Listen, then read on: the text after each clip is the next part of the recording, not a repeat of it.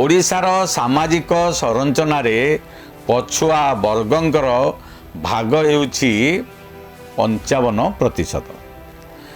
ଏହି ବର୍ଗର ଭୋଟରମାନଙ୍କୁ କୌଣସି ପ୍ରକାରେ ନିଜ କବ୍ଜାକୁ ଅଣାଯାଇପାରିଲେ ଭୋଟ ରାଜନୀତିରେ କ୍ଷମତା ପାଇବା ସହଜ ଏବଂ ସରଳ ହୋଇଯିବ।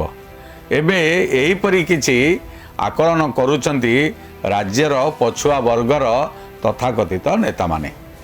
ଖାଲି ସେତିକି ନୁହେଁ, ନିଜେ ସାଧାରଣ ବର୍ଗର ହୋଇଥିଲେ ବି ଏହି ଜାତିଭିତ୍ତିକ ରାଜନୀତିକୁ ଆଶ୍ରା କରି ସେମାନେ 2029 ନିର୍ବାଚନ ବୈତରଣୀ ପାର ହେବାକୁ ଯୋଜନା କରୁଛନ୍ତି। ବୟସର ଅପରାହ୍ନରେ ପହଞ୍ଚିଥିଲେ ବି ନିର୍ବାଚନ ଜିତିବାର ମୋହ ତାଙ୍କୁ ରାଜ୍ୟରେ ଶାନ୍ତିପୂର୍ଣ୍ଣ ସହାବସ୍ଥାନରେ ବିଷ ବୁଣିବାଠୁ ବିରତ ରଖିପାରେ ନାହିଁ। ହେଲେ ତାଙ୍କୁ ଓଡ଼ିଶା ପୂର୍ବ ଭଳି ଜବାବ ଦେବ ନା ଉତ୍ତର ଭାରତର ପ୍ରବାହିତ ଧାରାରେ ଫାଇଦା ଦେବ,